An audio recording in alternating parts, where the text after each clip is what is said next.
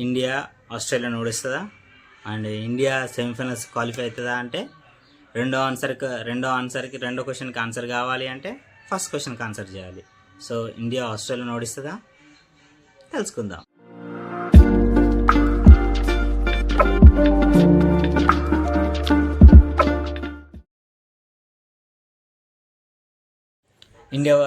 India versus Australia match. So women's T20 match league ఫేజ్లో last match. అలాగే ఇండియాకు సెమీస్కి వెళ్ళాలంటే వన్ ఫైనల్ పుష్. సో ఏంటిది మాట్లాడుకుందామా? Let's get started. So welcome to Sunny Day Cricket. నా పేరు వినయ్, మీరు చూస్తున్నారు Sunny Day Cricket. So India versus Australia match. First మనం ఆస్ట్రేలియా గురించి మాట్లాడదాం, తర్వాత ఇండియా గురించి మాట్లాడదాం. ఫస్ట్ ఆస్ట్రేలియా గురించి మాట్లాడదాం. ఆస్ట్రేలియా ఏం చెప్తుంది అంటే, ఆస్ట్రేలియా గురించి ఎందుకు మాట్లాడాలనుకుంటే వాళ్ళ దగ్గర వేరియేషన్స్ ఉన్నాయి బాస్.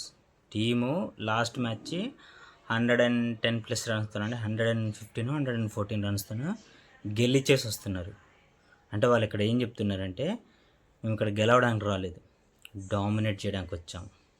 అర్థమైందా? ఇక్కడ గెలవడానికి రాలేదు, డామినేట్ చేయడానికి వచ్చాం. అలాగే డెసిమేట్ ఒక స్టేట్మెంట్ ఇవ్వడానికి వచ్చామన్నట్టు ఆస్ట్రేలియా చేస్తుంది. సో అలాంటి టీంని కొట్టాలంటే ముందు దాని గురించి మాట్లాడుకోవాలి.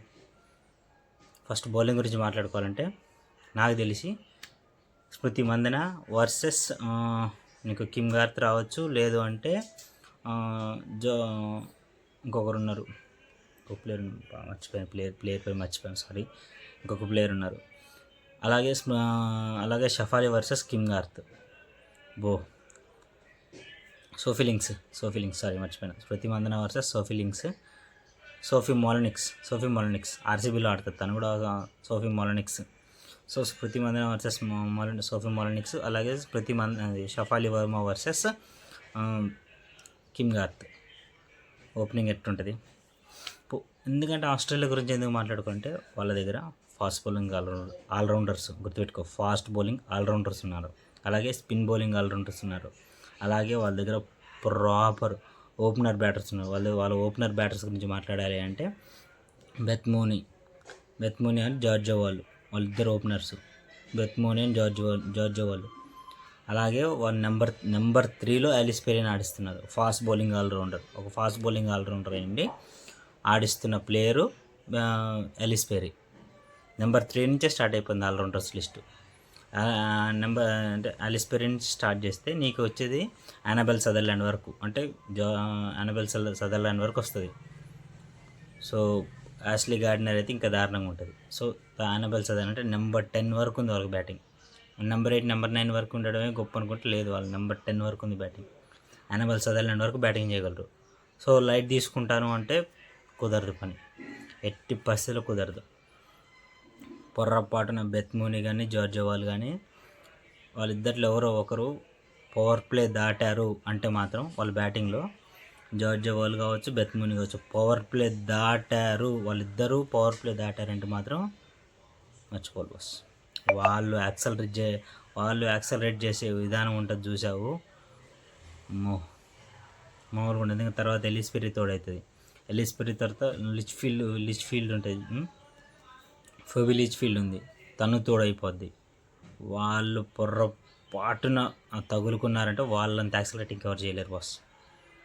ఎందుకంటే వాళ్ళ దగ్గర ఉన్న ఇంకొక అడ్వాంటేజ్ ఏంటంటే వాళ్ళు చాలా రేర్గా క్యాచెస్ వదిలేస్తారు, మిస్ఫీల్డ్ చేస్తారు, క్యాచెస్ వదిలేస్తారు చాలా రేర్గా.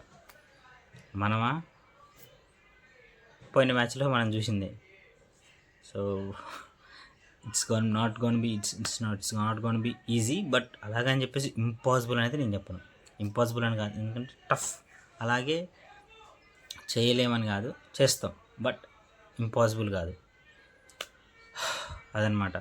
వాళ్ళ దగ్గర ఫాస్ట్ బౌలర్స్ ఆల్రౌండర్స్ ఉన్నారు. అలాగే వాళ్ళ దగ్గర ఉన్న అలాగే ఇప్పుడు ఎందుకంటే మనం పోల్చుకోవడం మనకి ఇష్టం కదా.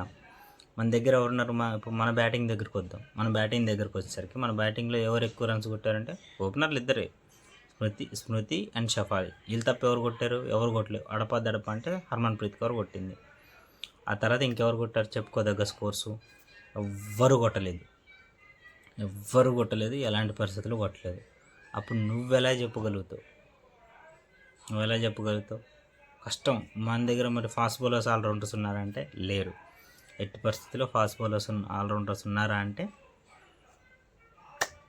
చాలా కష్టం బాస్.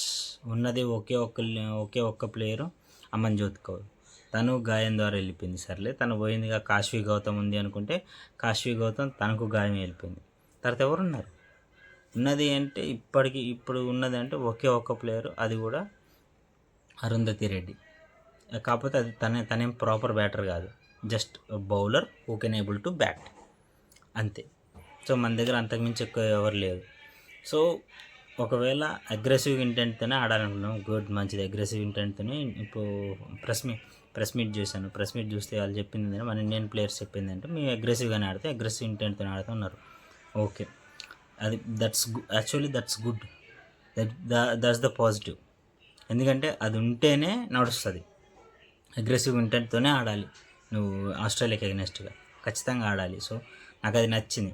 ఆ విషయంలో నాకు నచ్చింది కాబట్టి ఇప్పుడు తనే చెప్తాను, పాజిటివ్ ఇంటెంట్తోనే ఆడాలి, అగ్రెసివ్గా ఆడాలి. ఎందుకంటే పవర్ ప్లే అయిపోయేసరికి కాకపోతే వచ్చింది ఏంటంటే, మనం ఫస్ట్ ఒకవేళ బ్యాటింగ్ చేస్తున్నాం అనుకో, ఆఫ్టర్నూన్ మ్యాచ్ అగైన్ మళ్ళీ గ్రిప్ అయి టర్న్ అవుతుంది. సో బౌన్స్ ఎక్కువ ఉండకపోవచ్చు, బట్ టర్న్ అయ్యే అవకాశాలు ఉన్నాయి. బౌన్స్ ఎక్కువ ఉండకపోవచ్చు. ఎందుకంటే ఆల్రెడీ ఆ పిచ్ మీదనే సౌత్ ఆఫ్రికా ఆడుంటుంది. సౌత్ ఆఫ్రికా అండ్ బంగ్లాదేశ్ ఆడతారు ఇప్పుడు 3ంటికి. బంగ్లాదేశ్ అండ్ సౌత్ ఆఫ్రికా ఆడతారు 3ంటికి ఆడతారు. సో దాన్ని బట్టే చెప్తారు 3ంటికంటే అక్కడ మార్నింగ్ అంటే. సో సౌత్ ఆఫ్రికాకి ఒక అవకాశం ఉంది, అలాగే ఇండియాకి అవకాశం ఉంది. సో ఏది గెలుస్తుంది అనేది ఈరోజు మ్యాచ్ డిసైడ్ చేస్తారు. ఎవరు వస్తారు, ఎవరు వెళ్తారు అనేసి. సో అలాగే ఇప్పుడున్న పరిస్థితులు ఏంటంటే, ఫీల్డింగ్ బాగా చేయాలి. ఫస్ట్ ఆఫ్ ఆల్ ఫీల్డింగ్ బాగా చేయాలి, అలాగే బ్యాటింగ్ బాగా చేయాలి. ఫీల్డింగు, బ్యాటింగు, దాంతోపాటు బౌలింగు. పోయినసారి బంగ్లాదేశ్ మీద మనం ఎట్లయితే టైట్ లైన్ వేసామో అలాగే వేయాలి. స్టంప్స్ లైన్ మీద వేయాలి. మిస్ ఫీల్డ్స్ అసలు చేయకూడదు, క్యాచెస్ అసలు వదిలేదు. గెలవాలి అనుకుంటే మాత్రం మిస్ ఫీల్డ్స్ అసలు వదిలేదు, క్యాచెస్ వదిలేయకూడదు, ఎట్టి పరిస్థితులు వదిలేసుకోకుండా కొట్టాలి. అవకాశం అయితే తీసేయాలి. ఎస్పెషల్లీ రాధా యాదవ్ లాంటి ప్లేయర్లు, అలాగే జమీమా రోడ్రిగ్స్, స్మృతి మందన, వీళ్ళు అసలు క్యాచెస్ వదిలేయద్దు. ఫీల్డింగ్లో ఎలాంటి తప్పులు జరగకూడదు. అఫ్కోర్స్ మన దగ్గర నుంచి తప్పులు వస్తాయి, బట్ ఆస్ట్రేలియా దగ్గర నుంచి తప్పులు రావు బాస్.